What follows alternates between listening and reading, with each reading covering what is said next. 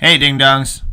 This is Jamie. This is Richard. And this is Explain It to Jamie, the show in which Jamie gets things explained to him of the political category. That's right, everybody. Yeah. I explain to my curious and intelligent yet politically innocent friend, Jamie Kavanaugh, the complex intricacies of the world around us. That's right.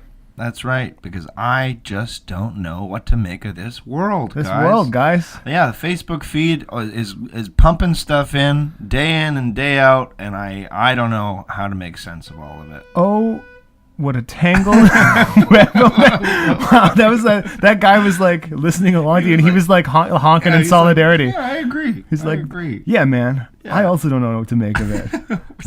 Is he parked in the living room? It was really, so loud. That was a present horn. Yeah.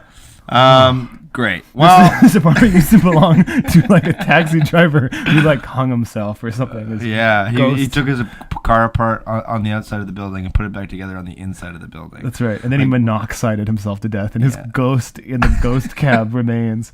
Like those old baby boomer like high school pranks.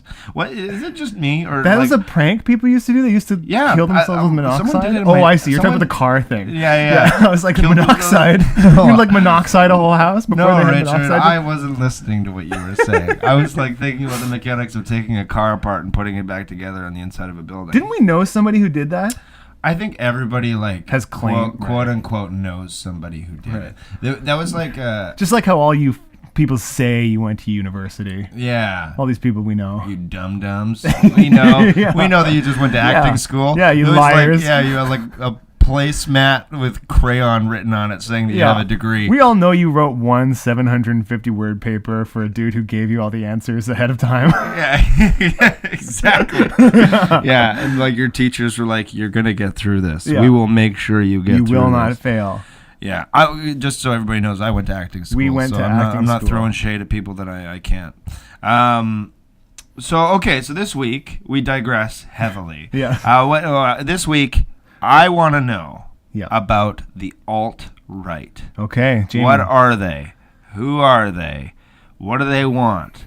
Why do sometimes they seem nice and then other times they seem like nightmarish ghoul monsters from beyond the darkness? Yeah. Why? Yeah. What is going on? Why am I being? Why do I have to hear about this? Why do I have to hear about this? And also, what exactly specifically is wrong with them specifically? Because, I feel like, very similar to a lot of topics on this podcast, I get blanketed with information on my Facebook. It's all, curated by my friends and colleagues who are all of one political inclination. It is colored. And so I want to know what the hard truth is, the hard facts about it. What is it people don't like? What is it people like? That kind of thing. All right. Well, yeah, it's a weird world, man. Like it's like kind of like, in a way, everything you suspect it probably is. Right. Yeah. So like all of the weirdness that you suspect it probably is. All the things you fear about it are probably sort of true, but then also they can't be applied to everyone in the alt-right. Like, this is the problem of the alt-right. It's a tangled web. This was the quote I was trying to say earlier. Oh, what a tangled web we weave when first we practice to deceive. Yes, of course, Charlotte's Web. You're going off like 2-minute riff about how you went to theater school, and then you say a Shakespeare quote from Charlotte's Web. No, it's from Shakespeare, Jamie. Yeah. Maybe you heard of him. He invented white people. Yeah, I know, Richard. Maybe you've heard of it, Jamie. All right, great. Well, I look forward to untangling this web in this week's episode. Let's get into it.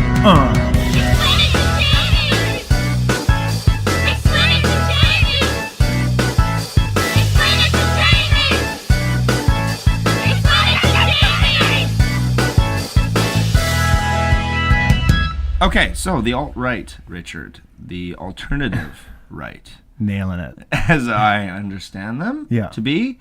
Here's what do you know? Here's the impression I get, because I must admit I've been quick to like turn off whatever it is I'm watching that includes the alt-right, because I know like the opinions that sort of surround it, and I'm like, I don't like. Do I want to waste my time watching a bunch of people be fucking like racist and selfish? But admittedly, to myself, that is an implied feeling from my friends and from people I know. So I have no evidence or anything like that to base it on. But you're like preemptively shielding myself. So I actually, this is a topic I know very, very little about. Yeah. That makes sense though, because it's like if your buddy has like the flu, why would you go hang out with him if you knew he had the flu? Like, exactly. It's like you're worried that you're going to like exactly just exhaust yourself. And so I want to say like, I mean, we're going to get into, I'm sure, famous alt-right people and stuff like that. But one of the impressions I get off them, at least some of the pundits they put on the news, they are like incendiary. They're like very shock. They say a lot of stuff to press buttons, right. Get conversation emotional. Right. But I have to admit, there's been some things that they've said on the show that I'm like, yeah, but I don't really like disagree with that necessarily. But then there's all this other stuff about anti Islam and like and this sort of freedom of speech argument that I think is flawed. Yeah, I don't know. I really don't know. It seems to me the people they put on TV are different than the ones who are like running things behind the scenes. Right. You know what I mean? Yeah. Because like a lot of the time I'm like, yeah, you're kind of like a likable, like funny person with potentially fucked up political views, but I haven't been paying that much attention. Right. Okay, so let's get into it. Yeah. So what are they? Where did it all start? The alt-right is a term that has come into vogue in the last year or so, but which has existed since about 2010, when a guy who you've probably heard of named Richard Spencer registered a website domain called, I believe, alternativeright.com or something like that. Okay. I will take this moment to present the boilerplate explain it to Jamie caveat of I do not have insider information of this, although I actually like the dark hook for this episode is I actually like kind of stumbled into and was briefly like a part of the early things the alt-right did before they were actually the alt-right, and you'll know what I mean more when we get into it. And you've probably encountered them and dipped around the fringes or like kind of like waded through a shallow pool of the alt-right more than you think you have, because the alt-right, the way we refer to it now, is like a really vague and loose, amorphous coalition of essentially online communities who kind of reinforce each other, energize each other, have interconnections with each other, but who all kind of stand and believe in very different things, united only in their dislike of the progressive left. A bit of an anonymous feeling to it. Anonymous is absolutely the birthplace of the alt-right. Wow. And like before that, 4chan, right? 4chan, the online message board that gave birth to Anonymous. Right. Which itself was always kind of started as kind of a prank, right? Yeah. That grew. Many of the communities that have become the alt-right now came from 4chan and the people who were involved in the early Anonymous stuff. Yes, and that's the stuff that I was talking about. Like the Scientology protests and stuff like that. Do you remember when Anonymous protested Scientology in like 2008? Yep. So that was like the first major real world political action undertaken by the people at 4chan. And since then, that kind of became the playbook for the stuff the alt-right does. Playbook's even the wrong word. That's way too formal a word. It was just like, okay, let's like roll back a bit here. Okay. The alt-right, as we know it now, are like predominantly white, predominantly male people who are generally educated, or they usually have college education, or sometimes they're teenagers. Also you can find them in middle school and shit. Right. Who are people who are like very engaged online, and they come from a lot of different subcultures of the online world, including like gaming culture. Especially the like what you would consider to be like really stereotypical gaming culture of like a 14-year-old calling you a faggot on Xbox Live. Right. But then also like, cultures like anime cultures are kind of swept up in that too, and online communities that's formed around anime. Like 4chan was originally an anime interest That's what I group. use video games for. to yell faggot. To yell faggot. Yeah. It's the only socially acceptable space It's the where only, you can, yeah. Just like- that's all I use it for. if it's socially acceptable there, which, Yeah. you know, I don't know. It's just such a Right. weird thing. I think I it's such see a- the edge, though. I think I see the edge that's like gliding towards the alt-right. Yeah, I see what I mean. Because it's that old sort of, it's the freedom of speech thing, Right. you know, that like that old internet anonymous, like you can't hold That's right. information down. You can't. That's hold, right. Yeah. And a lot of Okay. a lot of what made them transition from being an entirely online group to a group that affected political action in the real world, albeit very weird 21st century like political action that was very much derived from online activity and resembled stuff you do online more than it resembled traditional political action. The stuff that pushed them into the real world was at first like weirdly specific freedom of speech, freedom of information cases that they just latched onto. Okay. And that's part of what's weird about the alt-right too, is that it's not a coherent movement. I started describing this. So it's like, you know, there's anime communities involved in there. There's gaming communities. There's also a subculture that's called online the manosphere, which is like men's rights. I know, like male interest, especially white male interest communities, including men's rights activists, communities like the Red Pill and pickup artists, which like teach, you know, dudes how to like tricks to sleep with women and try to get them to be like embrace their like alpha maleness because masculinity is under attack in the West and that we should all be like, you know. Kings. Return of Kings is one of the communities. That's what they're called. Pickup artists, Red Pill. That's the manosphere. Right. It has snowballed, and then there's also like actual white nationalist hate groups like Pegida and Stormfront, and like these people are like real Nazis who want to unleash violence. I think that they're considered, even among the alt-right, to be a smaller Like subsection. extremists. Yeah, like the extremists. But then there's also a middle ground of extremists who are like white ethnocentrists, right? Who are people who I'm struggling to define them fairly because I have no time for these people whatsoever, and I think their ideas are like deeply fundamentally misguided. Again, we'll get into this, but they basically, if I had to describe them, they're against the idea of pluralistic societies. They're against multiculturalism, and they think that it's fundamentally not possible for different cultures to exist within the same society, so they want to re-segregate societies, and they claim that this is to everyone's benefit. Right. It's for everyone's benefit that Mexicans all live in Mexico and white people all live in America, which is what they claim is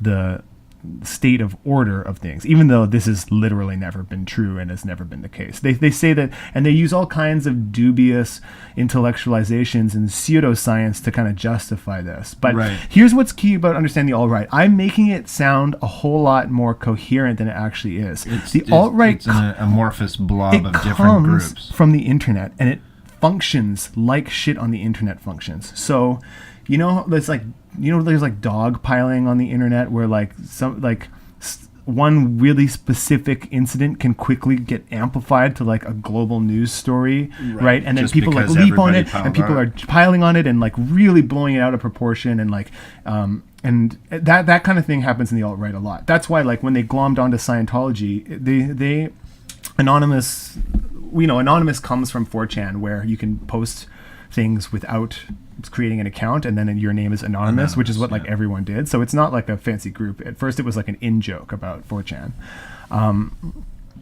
Anonymous first got like because Scientology like removed a video about Tom Cruise speaking about Scientology, and then like this sort of echo chamber amplified the outrage of this until it became all these people actually doing stuff in the real world. And at the time, there were global protests. And this is what I was saying earlier. I attended the protest because I wasn't on 4chan, but I was on another forum called Something Awful at the time. I was like 19 and living in France, and I heard about the protest. Something Awful. Yeah, I was on that website because a cool older person, you have to pay $10 to be a member of Something Awful, and at a party once, like a cool older friend of mine, like on his credit card, which I thought was like impossibly adult and awesome, bought me Something Awful account. Yeah, So I remember something awful. Yeah. So I was on there, and I found out about this Scientology protest through them, and I went to London from France, where I was living at the time, Right. and like protested Scientology. But I was there because I was like interested in protesting Scientology, and I had all these pamphlets, and I talked to all these people. But at the time at the protest, it was like internet nonsense, right? Like it was like there was no real outrage, right? There's no real, even though and this is another defining characteristic of the alt-right. Even though they're a political action group now, or like they see themselves as like a group of aggregated interests who want to act in the political sphere, a lot of what they do comes from internet trolling, right? And internet trolling is a huge part of their culture and community and their value system and their like measurements of success and failure, Right. which is weird because internet trolling even in the real world does not actually line up with success or failure in politics and legislation and real tangible things, right? So that's an interesting tension of the alt-right. Okay. And just to loop it back around and Yeah. close this point. So like, even though they organized global protests against Scientology and like put all these bodies in the street, which was like a huge achievement, they used it as an opportunity to like make a lot of internet jokes in real life and like hold up banners with memes on them. 4chan basically created memes and completely defined the discourse of memes that we use today. Like all of that came from 4chan. Yeah. Okay. So looping this back around to the alt-right. So the alt-right is not anonymous. No. No. Anonymous is fragmented. They are both forged in the same furnace. Yeah. Right. Okay. So like and the alt-right is actually kind of like Anonymous isn't one group anymore either. Anyone can call themselves that. And people under the name Anonymous have done all kinds of different things, some of which are like totally noble things. Right. Like getting the Steubenville rapists convicted. Right. And then other things are like really shitty things. Like anyone can say that they were doing that. Right. So it's like what's it like? It's kind of like you know, like King Hannibal, the guy that almost toppled Rome. He's like a you know, a barbarian guy, and like Rome was so regimented, and like the soldiers were so well trained that it made them very easy to predict. And Hannibal was like a king of like barbarians who were untrained, unorganized, and he added like certain levels of organization to their wildness. Yeah. And because the Romans were so easy to read, because they're so organized, he almost made it to Rome, and he almost toppled the whole thing with this sort of ragtag band of This is a misfits. really interesting historical comparison, and I think that sheds a lot of light on what's been happening lately. I don't think the alt-right is responsible for Donald Trump's success. Also, they support Donald Trump. Yeah. There's huge alt-right communities around supporting Donald Trump. I don't think they're responsible for his success, but I think they've been elevated to a mainstream prominence because of it, and it's interesting to see what they will do. Right. I mean, interesting in the sense that like they might kill us all, and we should really pay attention. Yeah. What they're going to do with that prominence and that energy, right? Now that they've raised the hordes, so to speak, you know? Yeah. Who was he? Hannibal of Carthage. That's the guy. So yeah, they're sort of a ragtag band of misfits. Yeah, they like sort of communicating through the internet. A lot, now personified as a group of what defines them is as a single unit is what they don't like. Right. You know what I mean? What they do like divides them. What they're advocating for divides these groups of people. But what they don't like is like progressive, liberal, social values, right? And this is what makes them the alt-right too, right? Like they're the alternative right as opposed to the like traditional conservative right. The alt-right, they're like the evil left. Like they don't care about economics and small limited government as much as conservatives do. What they care about is like the left's discourse about representation and about social acceptance and about having the institutions and mechanisms of a multicultural society that allow people from all walks of life to have equality and to have an equal access to the resources of society. That's what the alt-right is rebelling against, right? They're rebelling against the notion that they need to be, that minorities, disabled people who have alternative gender identities and alternative conceptions of the world to white mainstream American quote unquote society or British society or Canadian society or whatever. They're rebelling against the idea that that is a value of worth. They think that that is a stifling, fascist, tyrannical thing that's like about making people think different thoughts, right? And this is part of what makes it tricky. What makes them tricky is that there are some levels on which they're not wrong. There are some philosophical ideas on which they are not wrong. And I guess those are the ones, like you hear a lot of the time on like talk shows and stuff. Most of the stuff, I'm like, you're just being a fucking dick. But sometimes they make a point and I go, oh no, I don't disagree. Like, why? But here's the problem with them, I think. And I agree with you. And I've, read and watched my decent share of stuff. I should say too, I'm not a member of the alt-right. I'm a huge leftist.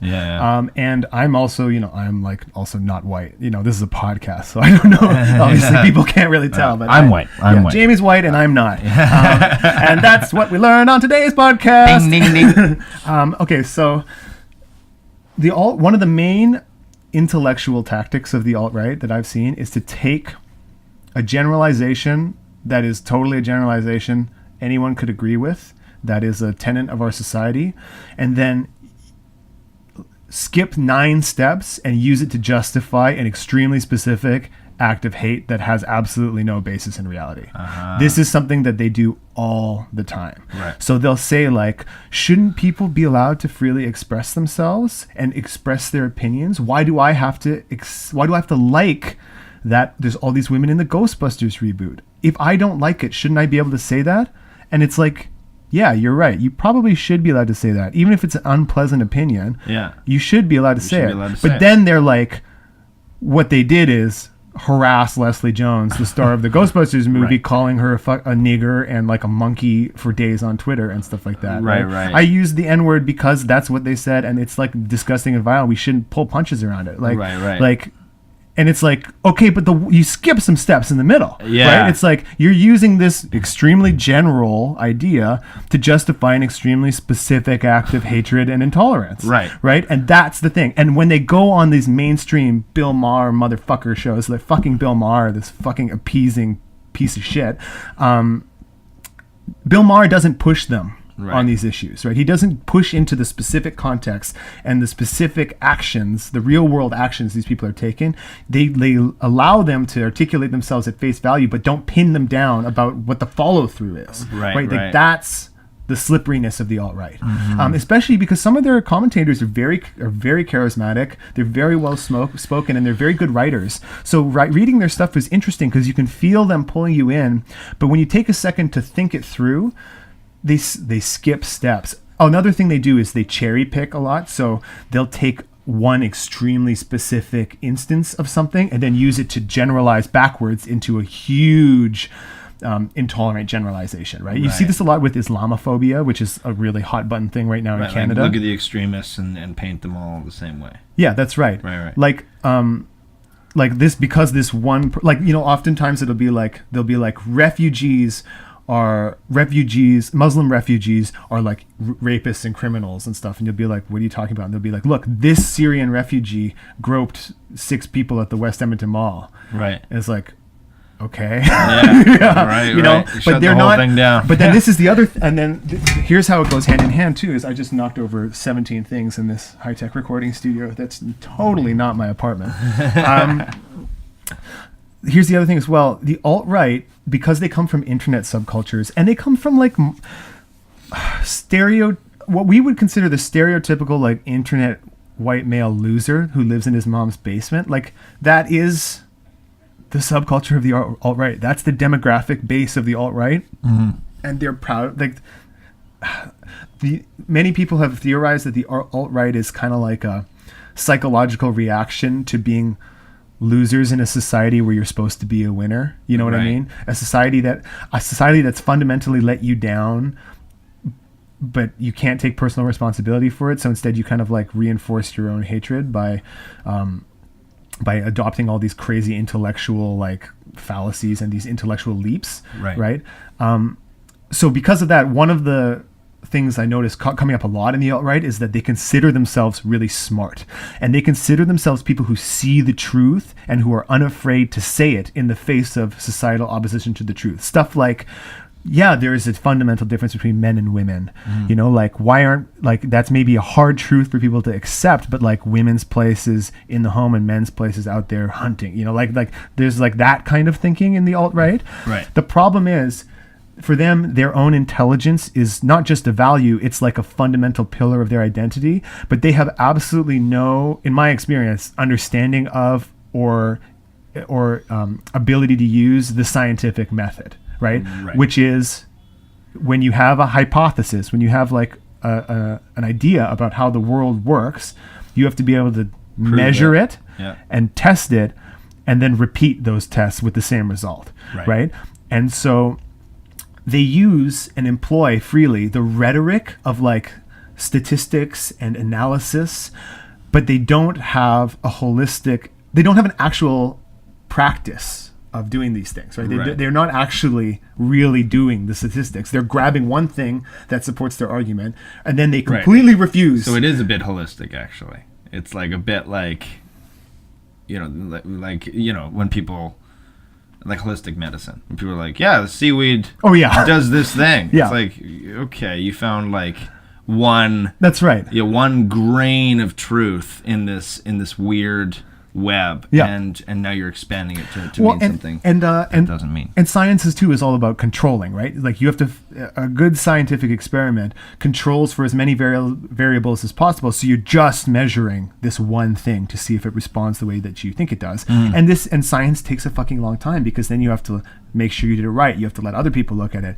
You have to let other people repeat your experiment to see if it can be verified, right? The alt-right has none of this discourse. But they posture as smart, reasoned thinkers. And in my personal engagements with alt-right people on the internet, they fucking melt down when you attack their intelligence. When you say they're not being smart, or when you say they're not, if you refuse to accept that they are completely intelligent, like strategic, smart guys who see through everything, they lose their minds. Like, because to them, that's all they have, right? They're basement-dwelling people who have failed at society, and so their belief in their own intelligence is what their self-worth is based on. But it's also caused them to embrace all of these fake weird theories about the world, and there's a whole crazy gamut of fake weird theories about the world that they believe in. This is an interesting topic. My constant fear on this podcast is that like I'm gonna out myself as an ignorant person, you know what I mean? Like, but like I said, you probably have encountered this more times than you even counted, and you didn't. It's just that now it's coalesced into a single word, right? Yeah, totally. Wow. Okay. So so that's what the alt-right is. They're sort of this not quite organized group of these like-minded people, who a big part of their argument is like freedom of speech, sort of like libertarian-y. Yes, like, that's right. You know, like I should be allowed to do whatever the fuck I want without anybody interfering, as long as I'm not hurting anyone. But that doesn't seem to be that last part is definitely not commonly true. heard. Maybe in justifications to the mainstream, but yeah, I guess that's like a libertarian value, though, isn't it? I very rarely hear alt-right people talking among themselves saying that they shouldn't hurt anyone, and I very often hear them posturing about being tough and beating people up and shooting people. Okay, so maybe that's not correct. So who's who's in charge? Like, is anyone in charge? Well, is it like a bunch of anarchists? Like, just like, who's gonna run the meeting? We can't. Who put you in charge? Well, like each subculture. Remember, it was subcultures before it was a single thing. Yeah. Right. And the only reason it's a single thing now is because like the leaders of the different subcultures can kind of point everybody in one direction, and then they dogpile on one thing, but they don't function in a super organized way yet. Right. So, like one of the things they all got pointed at was Donald Trump. Right. So like in the different subcultures, like among the white ethno-nationalists, the white supremacists, we would call them, like Nazis is a word for them. It's not an inaccurate word, but it's not the best word to describe them. Right. I don't know. I think that they're not Nazis. You know what I mean? Like, but yeah, every time I hear someone say the alt-right is a bunch of Nazis, though, like I don't like that, because for me it seems like a very easy accusation. Yeah, it's a bit lazy. And also not only easy for accusation for someone to make, but also pretty easy to like sidestep for an alt-right person. You know what I mean? Yeah, that's right. There's hundreds of reasons that they're not Nazis, and it's actually hilariously similar to apparently what they do, of like taking a couple things, that's right, and generalizing them about like, but don't get me wrong, certainly some of them are Nazis, and some of them are like one step removed from Nazis, like not people I would want running anything and do not trust to not put me in a camp. Right. But then I think the rest of them are like the people who would do nothing as people were rounded up and burned in ovens. Like I think they would like most of the alt-right would absolutely watch the people that you know and love get sent to camps and murdered. Right. I think they are like, maybe they wouldn't like do it themselves, but they would not lift a fucking finger to help you. And that's danger. That's why there's danger. Right. So I don't think it's intellectually sharp to call them all Nazis,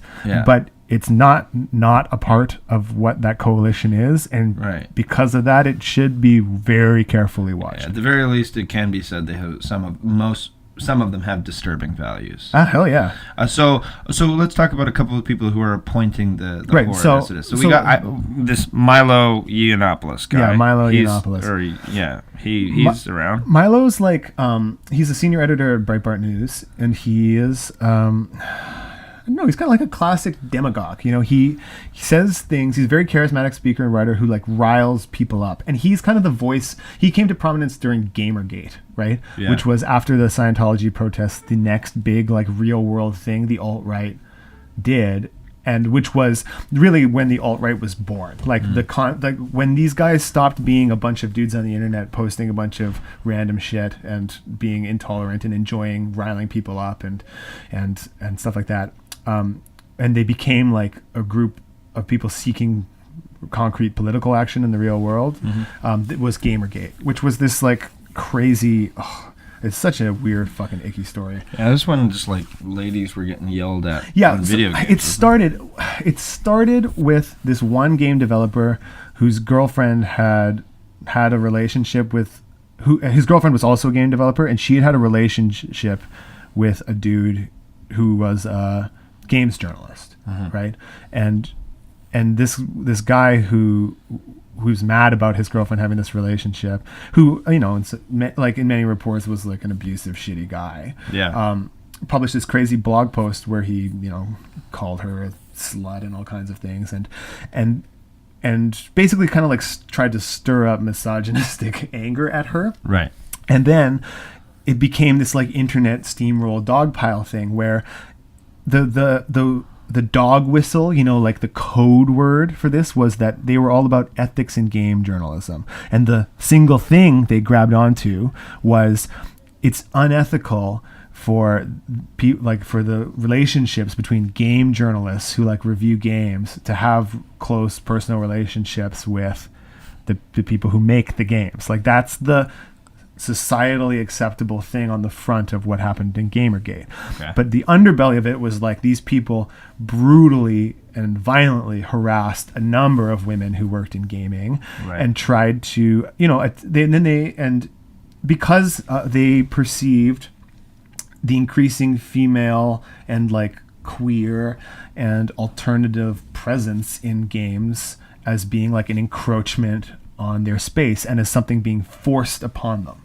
Right. So like gay characters appearing in games designed and created by women for women, games that featured less sexualized representation of women. All these things they perceived as being attacks on their space. Yeah. We've always had it this way. We like it this way. Why are you changing? Exactly. And they did all kinds of like actually illegal, scary shit, like threaten and harass people. And then they also engaged in like economic action. So they like did stuff like letter writing campaigns to advertisers on game sites that attacked them to get them to pull advertisements and cause some lost revenue. And they had some like policy successes. They succeeded in getting game journalism ethics codes rewritten at many websites. And then they also outed themselves too. Then they coalesced into a movement. Like because they had successes, they were energized, and there were like, you know, channels of organizing created. Almost that's why they resemble a political movement, and they're considered a political movement. What they did was take a very general concept that anybody should be able to agree with, and then use it to justify acts of hatred and intolerance and like violence towards people who disagreed with them. Right? It was pretty easy from the outside to see that. And that's where Milo Yiannopoulos came from. Yeah, he came from there. And and now he's a writer at Breitbart News and represents a large. He's like one of the main ambassadors for the entire alt-right. Every time I like Google alt-right, he's one of the people that pops up most consistently. That's right. He's written extensively about it at Breitbart. Is Alex Jones alt-right? Yeah, he's part of the crazy conspiracy part of the alt-right, which is not. I love watching him yell at us. Oh yeah, we didn't talk about it, but like that's a part of it too. Like there's another part of the alt-right who just believe like the most insane things about the world, like Pizzagate and like. Which we are planning to do a conspiracy episode of Explain It to Jamie. Stay tuned for that. Like, how does Alex Jones live at that temperature all the time? He's gonna die, like have a heart attack. He's like 40 years old. Can you believe that? He doesn't look 40. He looks like 65. Yeah. Like years ago he was 30. Yeah. Like just a matter of months ago. Yeah. You know what it's like to go to sleep every night knowing you work for a bunch of psychotic killers and you bastards are probably going to end up killing me one day? You know what it's like knowing you've ruined my life? You know what it's like, you sons of bitches? I'm tired of your crap! You commit evil, you're part of an evil system, and we're standing up against you! And the Republic is going to defeat you in the end!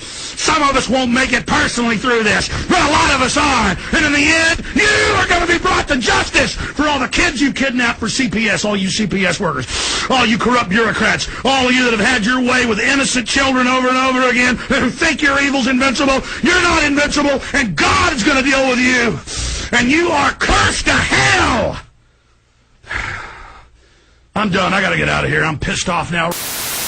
I read once this like factoid about it was like in one of those bathroom reader books, some factoid about like a culture that believes every person is given a certain amount of air to breathe at birth, and so that like when you like burp and fart and stuff, you're actually like using some of your like time. It's like your fuse. No. So Alex Jones is like he's expending his air, like he's burning his fuel.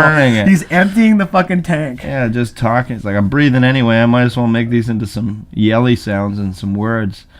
I guess so he's alt-right. There's an alt-right conspiracy sphere too. Yeah. You know what's interesting about like why is that appealing to people? Like is it just that you have so much fury in your heart at everything that like to hear someone yelling even about incoherent bullshit, it's like listening to a song you like, you know, like what is that? I think there's something about it. I think if someone is expressing that much emotion, it demands you to pay attention. Yeah. I was like... That's funny because when I scream and weep on the subway, everyone ignores me. Yeah. Well, I was reading something recently about the sounds of different animals, like, screaming. Okay. Like, so, like, the sound of a lion roaring, the sound of a gorilla yelling, the sound of an elephant...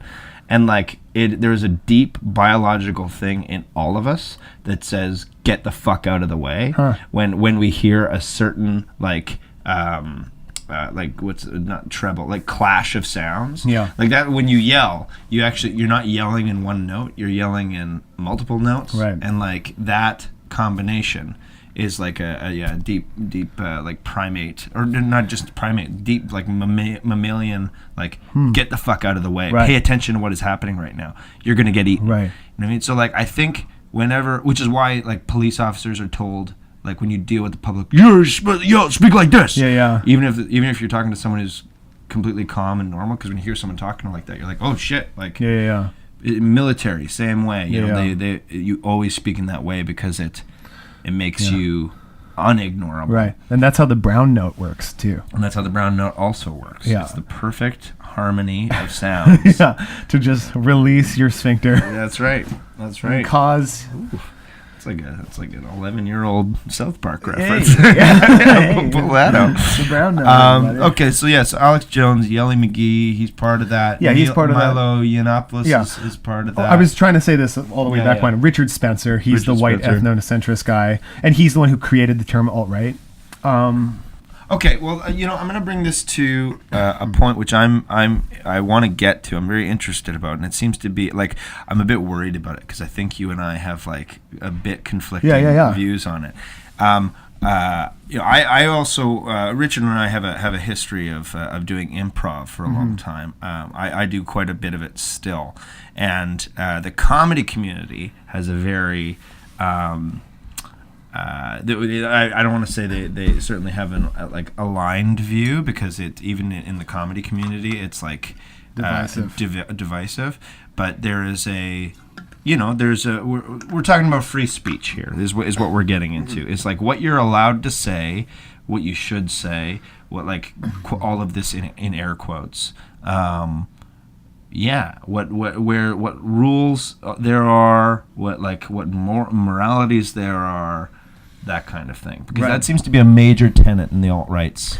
Yeah, and they seem to bring it up on every show I see them on. It's like I have the right to say whatever I want. Right. That seems to be like sort of mainstay. Yeah. And well, let's be clear so too. I want to get into free speech. We have free speech in Canada.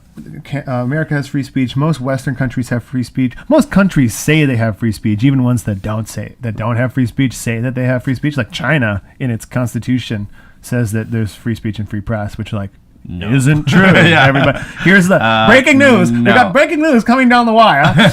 China does not have free speech. You heard it here first, folks. Cite us in your university papers. Can you imagine if this was actually like the first time that was mentioned? Whoa. We were breaking the story. Wow. What a our world phones that would be. Immediately start. We What haven't even other put this online What yet. other stuff have we broken that has never been said before? Yeah. Well, Italy's got a 3.5% threshold. That's right. Listen to our last clarification episode if you want to know about that one. Yeah, nobody knew that. So so freedom of speech. So Canada has freedom of speech. Yeah, but freedom of speech has literally never, been completely unregulated.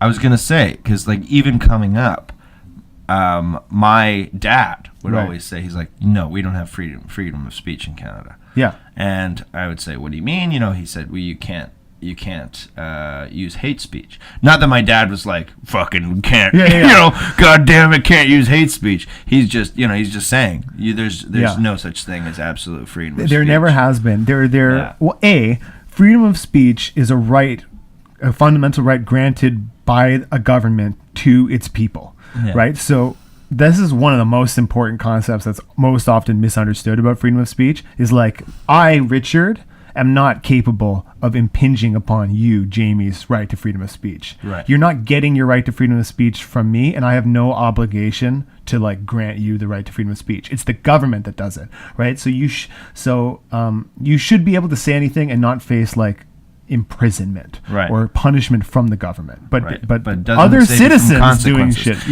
And this is where now we're getting into it, and we're going to start showing our opinions. This is where from my comedy perspective, also my theater perspective, to be honest, I feel sometimes I am no, I don't want to say I'm limited, because that's the wrong way. I get my back up a little bit when people say you can't make jokes about this specific topic, right? Because I disagree. My opinion is that's not true. I think you can make jokes about pretty much anything you want. It is possible, and you should be allowed.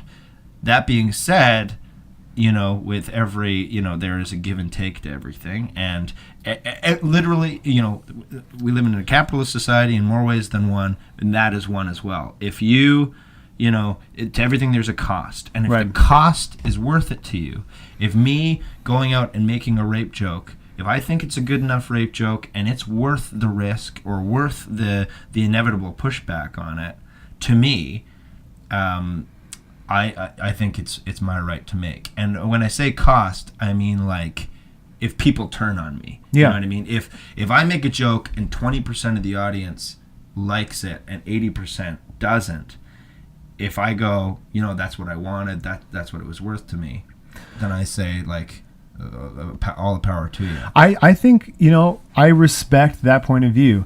I very rarely hear people who are on like in the gun sites about the jokes they tell own it the way that you just owned it. Yeah. I often hear them whining like little assholes. Yeah. I have no other words for it. I often hear them being a bunch of whiny little bitches, trying to weasel out of responsibility for their own actions by appealing to their right to free speech. If they said, I knew that this was offensive and I just consider that a part of my job and I don't apologize for that, but I do know that I was going to offend people and I'm owning that would be one thing. But often they feel the need to defend themselves against the consequences also by trying to appeal to people and their right to say something, which I don't think I think that you have the right to say it, but I don't think that the fact that you have the right to say it, A, means that you should say it, Yeah. and B, means that other people shouldn't judge you for it, which I think we both agree on.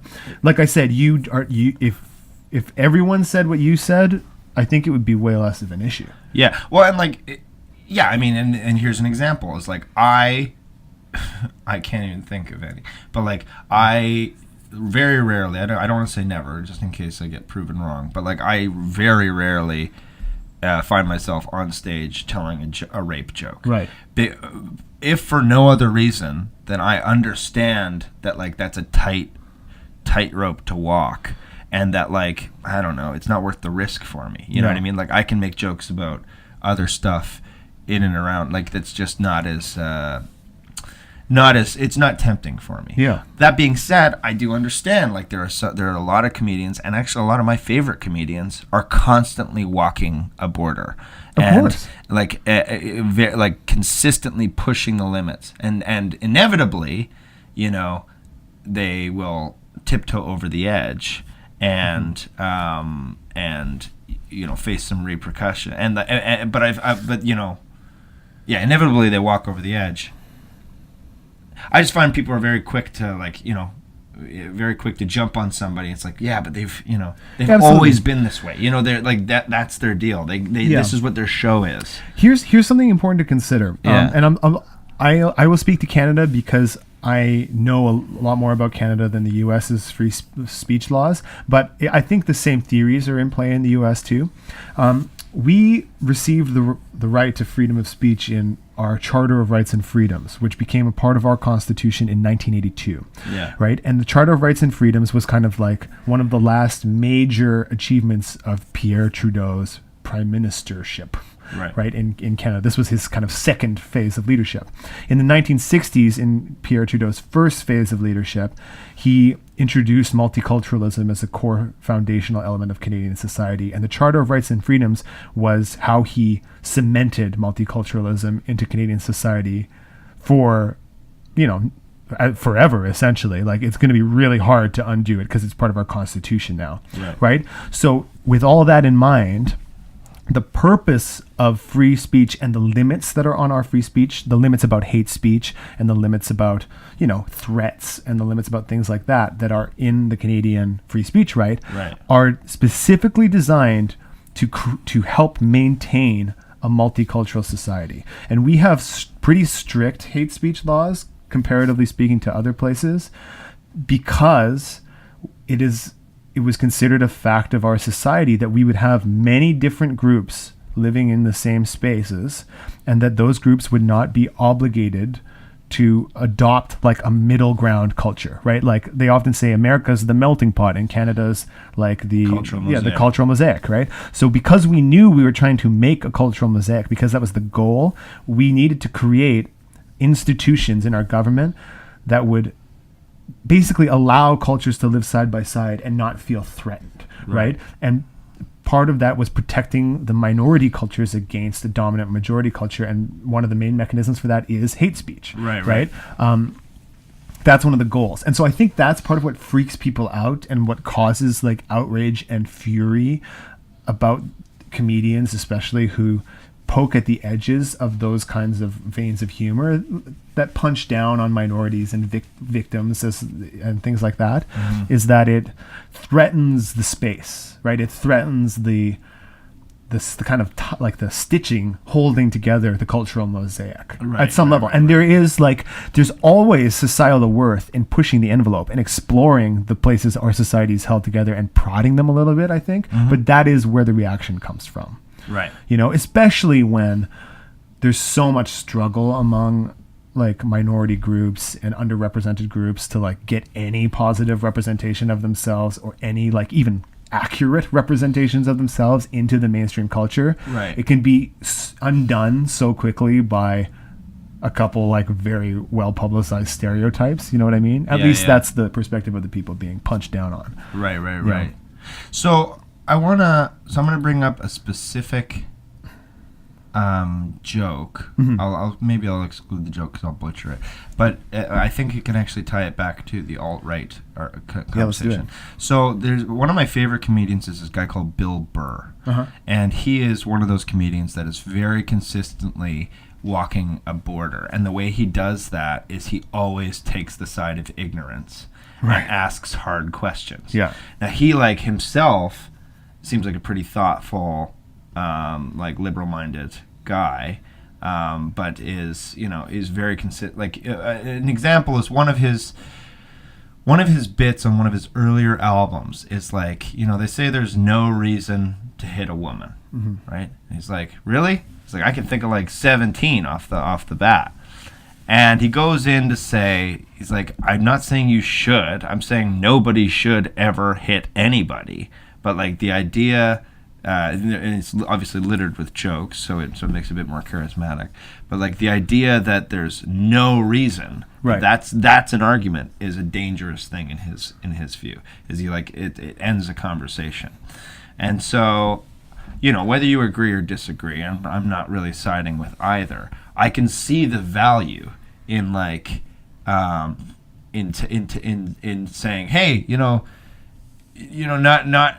not every act of abuse falls out of the sky. You know what I mean? And it's dangerous to say that there's no reason, because that immediately makes it a black and white argument.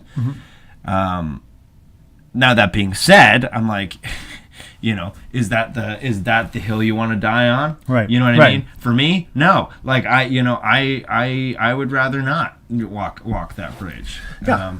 And so like and also there's lots of things that he's not bringing in. At the end of the day, it's a stand-up special. It's a joke. He himself is like, I'm not a politician. I'm not like advocating for policy. I'm just asking questions. Well, and that's the thing about the alt-right too. It's like, because they come from this world of internet trolling, and because they're like fundamentally privileged and sheltered people, like I don't think very many of them live in actual abject poverty, and most of them aren't part of the working class. Most of them are like, the stereotype is like people who live in their parents' basements. Like they have parents whose basement they can live in. They have resources. For many of them, provocation is the absolute goal, right? Because I'm not a psychologist, and I think that it's dangerous to like psychoanalyze people generally, but like I don't think that this is like super disputed, that for people who are like, who don't feel like they have power in society and who don't feel like they're succeeding at their own lives, and they're supposed to be, creating outrage in somebody is one way to feel like you have power and you have the ability to affect the world around you, even if it's like a deeply misguided one. That's why a lot of their intellectualization is bullshit. Like they don't believe the things they say they believe in. They're not interested in refining and examining those hypotheses against the rigor of the scientific method and the real world. Their actual end goal is provoking people, because the only way that they know they exist is when someone else acknowledges them, right? Because they have so little to hold on to, right? I had a very small part in this play called Incident at Vichy, which I think you saw. Yeah. Which is this Arthur Miller play written in the 60s about like a bench full of guys in Vichy, France, who have been pulled into a station and who are about to all get sent to a concentration camp, although they don't know it yet. This is a pretty sick play, and I think everyone should read it. It's a good reading for right now. The fact that it's like Arthur Miller's B material is crazy. Because it's crazy. fucking good. Yeah, it's a good play, and it captures... And it's really, like, current. It captures this really frightening moment where everyone has heard that the Holocaust is happening, but no one believes it yet. Or some people believe it and some don't. And so everyone's torn between if they should, like... they're all waiting to be processed, and they're going to be sent to on a railroad. The audience knows they're going to be put on a rail car and sent to a concentration camp, but do they know it or do they not know it? And one of are they choosing not to know it? There's this crazy quote in that, I'm going to paraphrase it, where one of the characters says, like, he's come from Germany and he's seen the rise of Nazism there, and he says, like, these people like they cannot be reasoned with or understood. Their motives are musical, and other people are like the instruments that they play, right? They don't. And he says, I often ask people why, if you're German, why is it necessary to hate people who are not German? Why is it necessary to hate other people? And he's like, I realize they don't hate Jews because they're German. They hate Jews because they're nothing. And it's only in like having their in inflicting their like musical hatred on other people that they realize that they exist. They only feel their existence in the pain of the people they affect, right? And for an entire generation of people who have retreated from reality and who live online in games, in fantasy world, in online communities, that same phenomenon is at play now, except transmuted through the digital age. Anyway, this crazy Arthur Miller play. Well, that is a really nice bridge into something else that I wanted to talk about. It's kind of hard to talk about like alt-right policy because as you said, it's kind of like pockets of people who all want and think different things. And there's like sometimes so one thing they all jump on super specifically. Yeah, but a lot of the time it's just like, so it also makes it hard to generalize them. Yeah, they're very hard to generalize. Here's another... Yeah, okay, so here's... who was I watching talking about this? Might have been Milo. Yeah. Well, here's an interesting... Okay, so he wasn't talking about this specifically, but I'll just talk about my personal feeling as a white man, which, like, as I say, like, makes my palms sweaty and, like, my... Knees weak. Spaghetti. It's just like, Jesus already, mom, God, spaghetti. You're talking into a microphone about being a white man, you know what I mean? You better lose. Music. But, like... So, my whole life, I've noticed a pattern in myself, which is friends of mine that have very specific cultures, whether they be like religious or national or whatever, who like, you know, like one of my good friends in high school was Portuguese, and like whenever I go over to her house, we'd have Portuguese food, and like her mom's Portuguese, her dad's Portuguese. It's a very Portuguese house. And I always loved that. I always loved doing that. I've had friends, Italian, same deal. Like Nicaraguan, same deal. You know, and like you go to someone's house, like Jamaican, like and their house, their household, their family has this richness and this difference. I am like a millionth generation, like mutt. Yeah.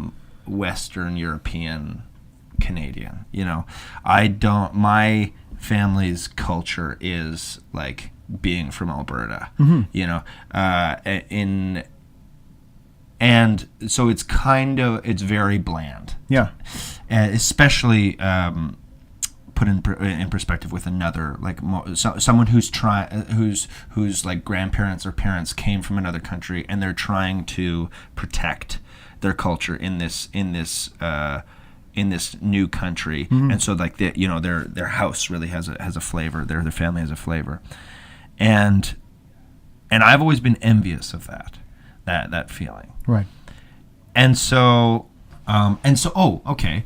There's an old George Carlin joke in which he talks about how the basis of sexism and misogyny. Now, this is based in no facts, and again, this is no statistics. This is a stand-up routine, but it has points. The basis of it exists in men's jealousy towards women. For like the man, delivers his sperm, steps back for 9 months, watches his partner carry, grow this child from nothing, deliver the baby. The baby then feeds from the mother for however many months afterward, has a special bond. And the jealousy of the man, of like the, dear God, what part in this did I actually have? Oh, I better go make money. I better I better go provide. Better go. That's where the basis of it comes. And part of me wonders if that's sort of a, I don't know, if the same can be applied as far as like different cultures goes. I look at these other cultures and I think, fuck, this is so cool that you have this. You have a team. You have but right. I'm a white guy. You know what I mean? And right. And so oftentimes, I like many white guys. When people are like fucking white people, I kind of go like, yeah, okay, cool. Yeah, definitely. I don't have a team, and or a community or anything like that. So I look at these groups, like these alt-right groups and stuff that come out. And part of me gets it. Part of me is they want to have a team. They want to have a team. Part of me is you're it's hard, when my buddy finishes acting school, 70 grand in debt, his family, it doesn't make the kind of money to help him out of that, and he's, for them people to turn around and say fucking straight white man privilege and look at him, I kind of go it's not, that must suck. Yeah. You know what I mean? That fucking sucks. And I don't know. It's definitely, white privilege, definitely a thing. Definitely a thing. Sometimes I look at it and I go, yeah, I get wanting to be a part of a team. I get sort of that thing. That when it comes to bullying other people and picking on other groups and stuff like that, I obviously can't get on board at all. But you see how it could happen, right? Absolutely. if you were insulated from the consequences of that, if you found a bunch of dudes who thought the way you did online, and you guys got to riff, and you got to say those slightly off color things finally to people who would laugh at you and all think you were funny, that you don't get to say in real life, and then you get the rush of sniping down, roasting somebody on Twitter. You see how it can spiral, and so all of a sudden you're a building block of this huge internet hate machine. But you don't even necessarily think of yourself that way. Yeah. There probably are thousands and thousands of people who are actually part of this huge amorphous cloud that's the alt-right, who don't even think of themselves as being in the alt-right. They're just contributing to the smaller pieces of the alt-right. You know what I mean? Yeah, so I don't know. I guess I wasn't really so much making a point as I was just sort of saying some of my insecurities and where I think maybe the alt-right isn't I don't know. I'm such a waffler. I don't want to come on here and be like, well, guys, I think the alt-right's got some fucking points. No, I mean, the problem is they do have some points, and the problem is that when you start to look at them, I have a weird compassion for how this came to be. I was one of these young men on these internet communities. I've seen it happening. I've joined the protests against Scientology because I was a politics nerd. It was an internet joke, and I was very out of place. But I don't know. It's not that far from any of us who are young millennial males who came of age with the internet, right? It's close to us. That's part of what makes it interesting. I have compassion for them. I think that they have a deeply, deeply dangerously bad sense of their own personal responsibility that comes from being insulated from the consequences of their own action and the actual effects of their own privilege. I think that you're not insulated from those things, and that's a huge part of why you didn't end up like them. Right. The fact also, that if you guys have any opinions on anything that I just said in that way, just throw it on there. I want to read all of it. And so. I Jamie is one of my most compassionate and privileged literate friends. And I feel like he knows that I know that about him, and that's why he feels the comfort and the safety to say what he just said. And it's I mean, there's so many, there's like 6 other episodes in what you just said, and maybe we'll start to pull apart those ideas in future things. But like, what's funny is I'm sitting here across from you and I'm half Chinese and I am so assimilated into white culture. Like the idea that multiculturalism is like a fundamentally unstable and like will cause the fragmentation of society is such an absurd idea to me sitting here. Like it literally took one generation for my family to like very much adopt 95% of what white mainstream Canadian society is. That like I don't get that line of argument at all. It just seems insane to me, right? And I often find that it's more about white people's fear and sometimes they're like laziness in trying to reach out to the cultures around them than it is about reality, right? Well, and I also think that like, it can be used as an example, like my nervousness around talking around this topic. Yeah. You know, like I think we're also planning to do a Black Lives Matter episode sometime in the future, and that one makes me nervous also because I'm like, you know, I don't know, what if I find out after launching this podcast that I'm like the worst, you know, one, and like so, but like my nervousness around talking around this topic for me is the same is the embodiment of that argument that Bill Burr makes of like, I just don't understand why you can't ask questions, you know, like he's like I'm not trying to start a rally or like get like, you know, but I just I got questions around it. If you're a white person who's listening to this and you have the same thing, like I would just encourage you to ask questions in good faith, and all that means is be prepared to receive answers from people that have the possibility to change your worldview. We must approach these grand questions about our society with the potential that we will be changed. It's been my mantra for a long time. And then especially talking with my conservative relatives of like, if you're not willing to change your opinion, this isn't a conversation. And I'm willing to change mine. This is the problem with the alt-right is they claim to just be asking questions, but they don't have the intellectual rigor to change their positions when you confront them. And you see it now, this alternative facts, fake news, idiot discourse we have in our society, this fucking horrible discourse we have about calling things fake news when we don't agree with them, which actually might be the worst thing to come of the Trump administration in the years to come. Like this is actually the thing that I get angry about when I'm like the fact that he introduced this into our political discourse, this idea that you can call something fake news if you don't agree with it, is vile. It should be expunged. Yeah. Because we are fucked if we cannot agree on facts anymore, right? And this is when you engage these alt-right people online, they don't want to, they'll come in all pretending to be like these smart people just asking questions, and then they fucking lose their shit and will ignore you if you try to challenge them on things, right? Right. We saw it so much in Canada with M103, which is this Islamophobia motion that was put into the House of Commons, where Canada's Breitbart, Rebel Media, whipped all of these kind of conservative people. They're like what's kind of like the alt-right in Canada, which is like a very different, much softer thing, into a frenzy about how it was attacking freedom of speech when it doesn't, because it's a motion and not a bill. So it's not a law. A motion is like the Canadian Parliament's like Facebook status update. Like it basically, when you pass a motion in Parliament, it just means like Parliament says this, right? It's like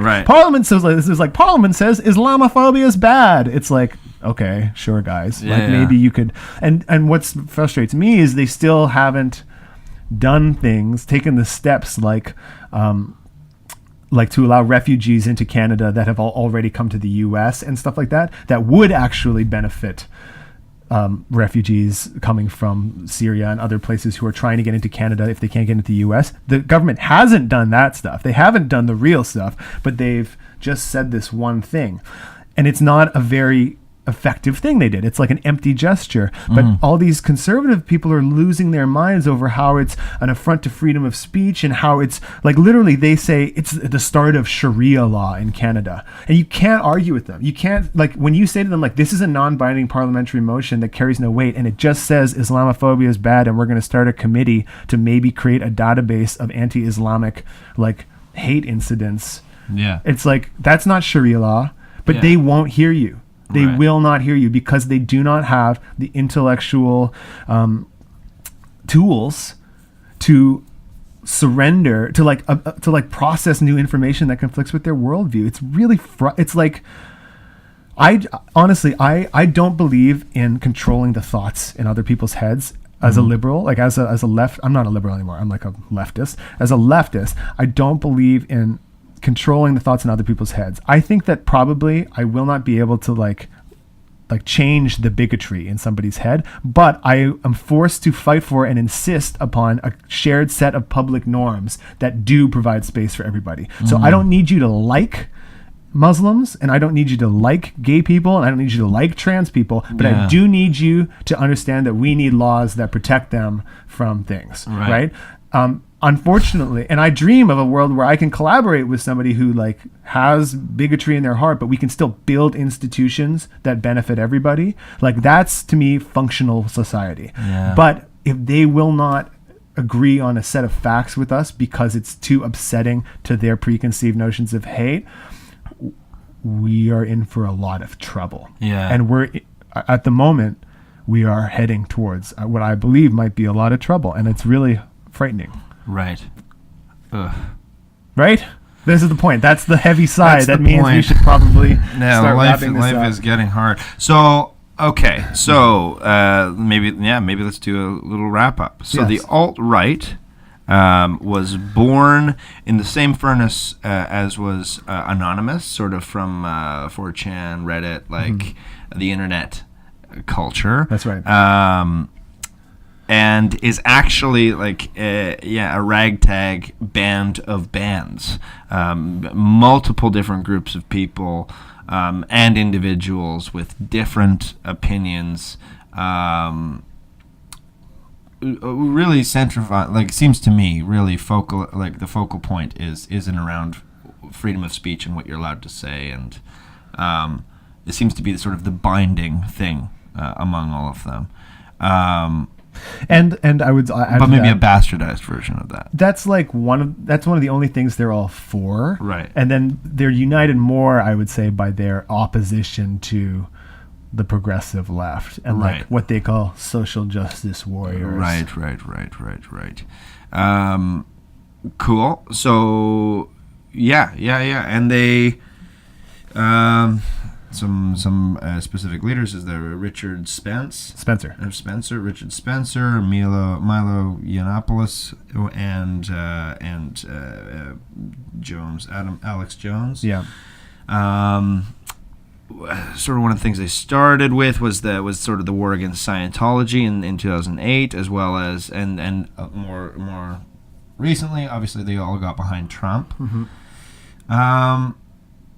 Is there anything else specific I'm missing? Like, there are some real fucking douchebags in the alt-right. A lot of the people the pundits they use have use sort of flawed, like, they're usually charismatic and usually like well devised statements that mask something that's like sort of true as absolutely true, and or has a grain of truth in it to justify a terrible sweeping action, or the opposite, in which this specific thing happened, so that means this must be true. That's right.